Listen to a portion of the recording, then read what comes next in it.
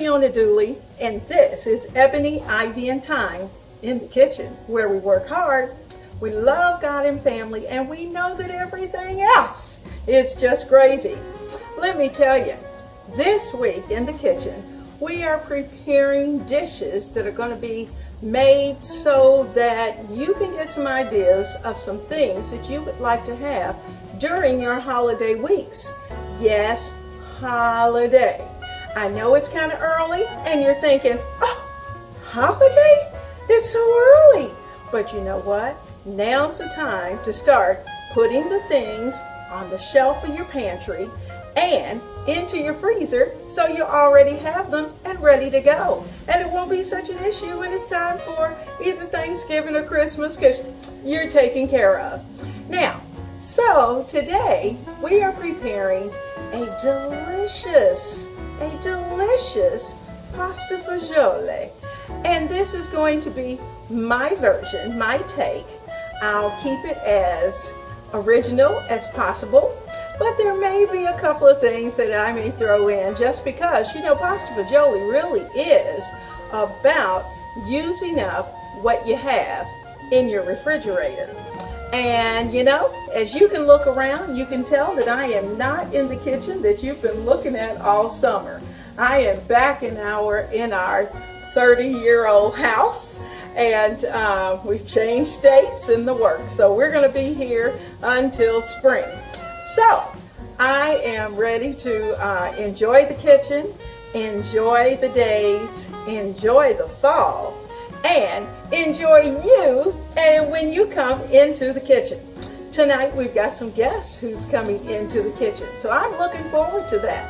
So like I said, it's going to be some delicious soup.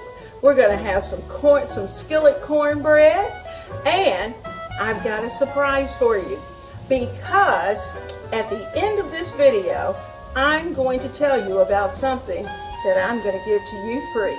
So without further ado, let's get to cooking. See, in this, it's at least an 8 to 10 quart pot, and this is a Calphalon. And in this Calphalon, I have in 2 small onions and 4 ribs of celery that I am just allowing that to soften just a bit. Now I'm going to take a little bit of salt, just a tiny bit for now, because you can always add more, but you can't take it away. And this is sea salt. It looks a little chunky, and yes it is. That's the way I bought it. And I'm putting that in. I'm going to add some pepper, and I have my spices here on the stove. Add a little pepper. And I will be adding in some house seasoning. I'm not going to put that in just yet. Now I have the heat on kind of a medium, and the reason for that is so that I can add in my garlic, add in my other spices, and it won't burn them. Now I'm adding in a heaping teaspoon of garlic. This is just minced garlic that I'm going to sprinkle in. And pasta fagioli, most of the time, is without any meat.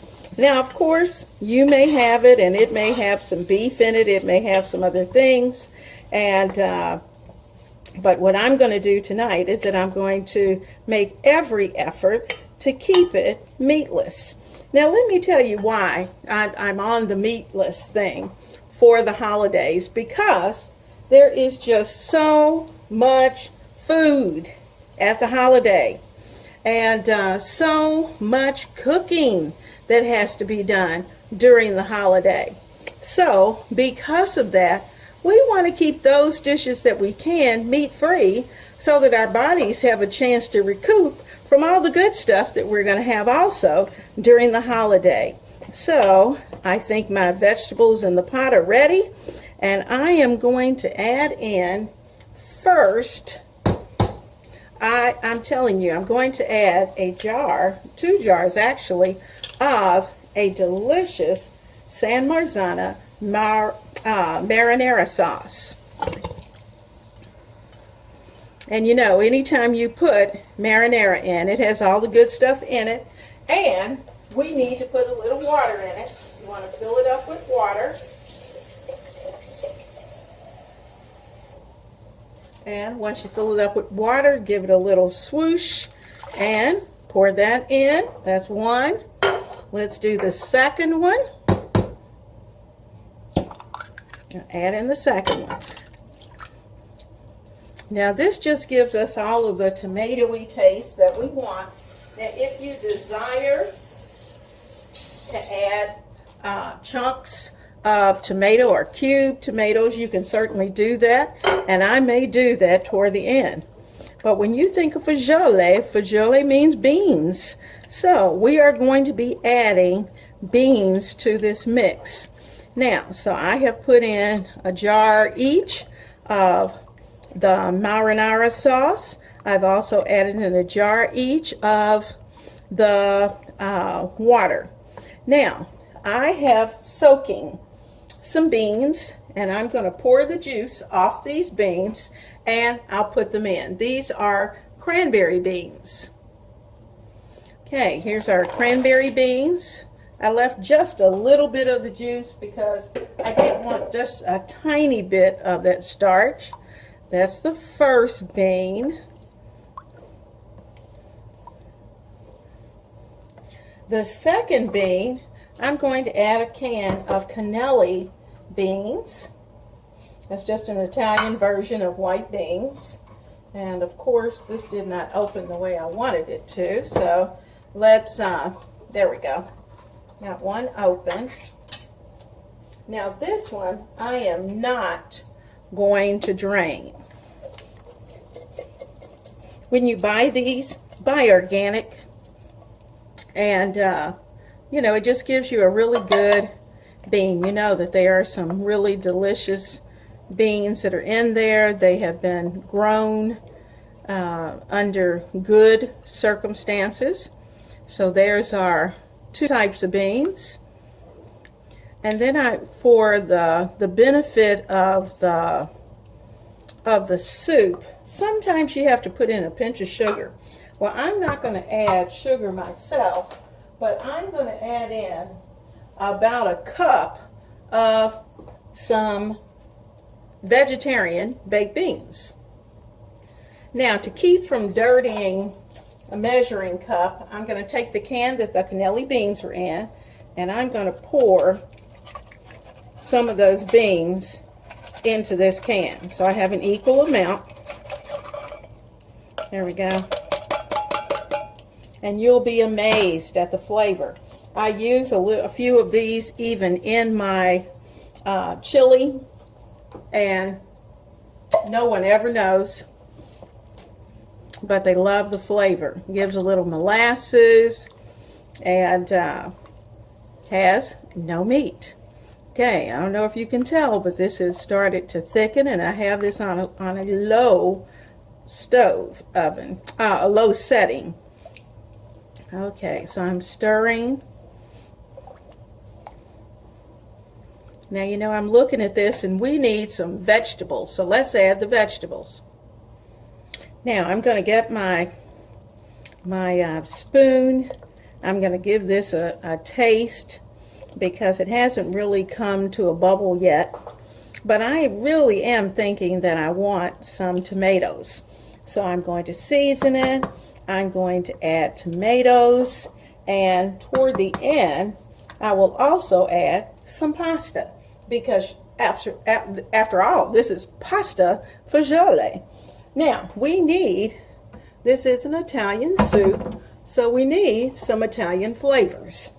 And I am going to add in I'm going to start with about a teaspoon. I'll put that in, and let's say about a teaspoon and a half of Italian. It's an Italian seasoning mix. I get this at Kroger's. See if you can see it well. The Italian seasoning mix. There we go. And it's a spice mix.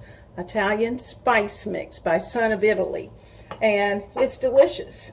Now, you know, I also need what is my favorite. We need some red pepper flakes.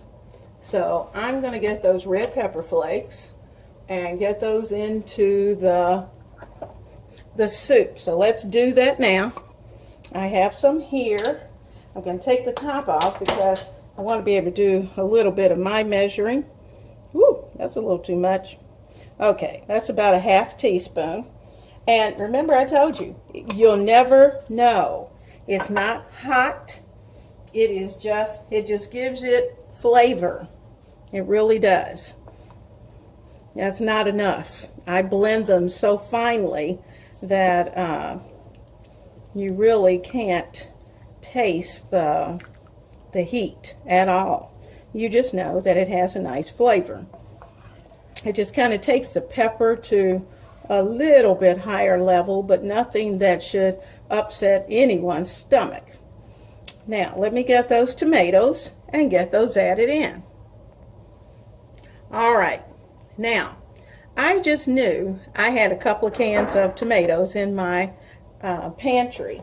But as it turned out, the cans that I thought were tomatoes were tomato sauce. So guess what? I got about 5 tomatoes, fresh tomatoes, and I am putting those in to my soup.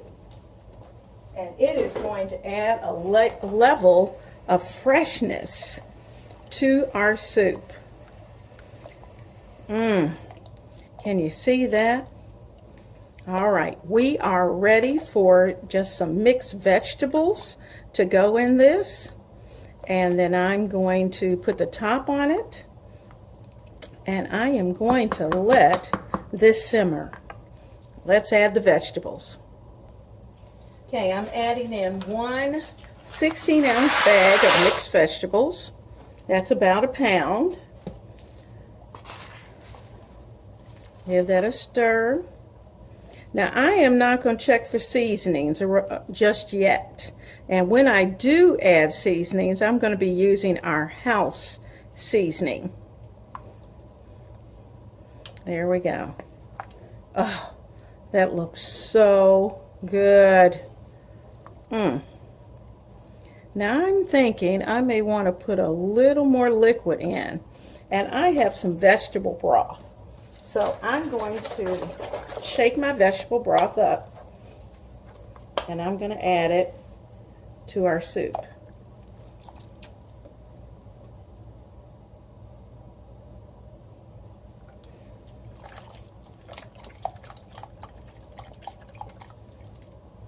I'm going to use this entire box, but I'm going to let it cook down a little bit, and then I'll add a little more, because I want all of this to get happy with each other. It's early in the afternoon. We're not going to eat this until tonight, but let me tell you, this is a huge pot, so you will have plenty of soup. Now, what I like to do when I'm fixing soup like this for a large group, I have a couple of different kinds. I might have a vegetable soup that is all vegetable. I might have some type of chicken noodle or some type of chicken and vegetable soup. And I'd have some chili. So there would actually be 3 different kinds of soups that people could choose from. And we typically have anywhere from 20 to 30 people during the holiday. So this is going to be a great start. So I'll show you what it looks like once it's starting to all come together and when it's time to add the pasta. It's time to add just a little bit of house seasoning. I'm going to put in about a teaspoon of house seasoning, and so I'll be good and find my measuring spoon. This is a half teaspoon. So I'm going to sprinkle 1, 2. You know, the house seasoning has quite a few different seasonings in it, and I'll post what's in there below so that you can know what's in that container. But I'm going to add those in and give it another good stir. Now I don't want the juice to cook away, but I do want it to simmer well. And I'm going to put the top on it. And this soup is going to simmer over the next 2 hours on kind of just a very, very low bubble. So we're there, and I'll see you when it's ready. Well, the soup has been bubbling, and it's been going about 1.5 hours, and it is so delicious. Now, what I have not added is the pasta. So I'm going to kind of flip you up, and you can see this container. I actually have boiling water. I have the pasta in there. I wanted it al dente so that when I put it into my soup, it's going to have a chance to cook a little bit in the soup. I didn't want it totally prepared and just throw it in. I wanted to have some of that flavor of the soup. So I'm adding in, and you notice I'm not really being careful about the pasta water. The reason for that is because the soup could stand just a little more liquid, and that's because of the fact that the pasta is going to soak up some of that goodness. So we're going to add that in, give it a stir. I'm going to pour off the rest of this liquid and then put in the last of the pasta. Now, this bowl is pretty hot, so I'm going to sit that right there. I'm going to use my mitt, and I'm going to get the rest of this pasta into the soup. So let's do that. Okay, now there we go. That's ready. We've got about another hour for it to simmer. Now that's just enough pasta. Once it swells, you'll see it in the soup. But the seasoning is perfect. It needs absolutely nothing. So I'm going to let that continue. You can tell by just the stirring how nice and thick it is. And I am going to let that continue to simmer here on the stove. Trying to bring you back down just a little bit. There we go. Now, so, whoop, lost you. All right, there we go. So, I'm going to put the top back on it and let it continue its simmer, because I want all of these flavors to be perfect. Perfect for me and perfect for you. You ready for something absolutely delicious? Let's take this top off. I don't know if you can see the hot steam coming off of it, but oh my goodness, it is delicious. Absolutely delicious. The pasta is happy in there. It's mixed in, and it looks like something that you'd find at a restaurant, and it's right here in your kitchen. Now I'm going to tell you, true enough, we're having company, and the company is going to be able to have some of the soup. But you know, the cook always needs to know what that soup tastes like. So I've got my soup ladle here. I'm gonna get a scoop. Oh, that looks so good. Let me grab a spoon.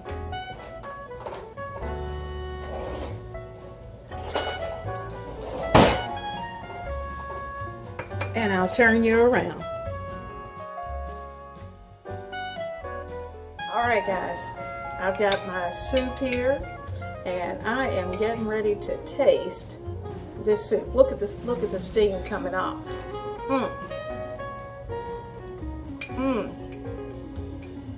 The pasta's cooked perfect, not overcooked.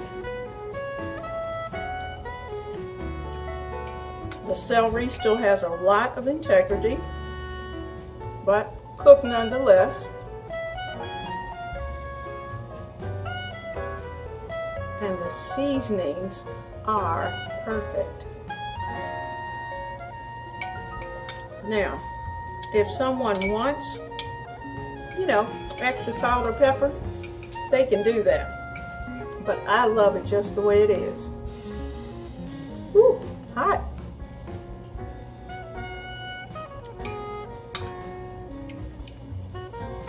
I'm going to finish this up because I haven't had anything to eat today. So I'm going to finish this, and you have a blessed and wonderful time in the kitchen.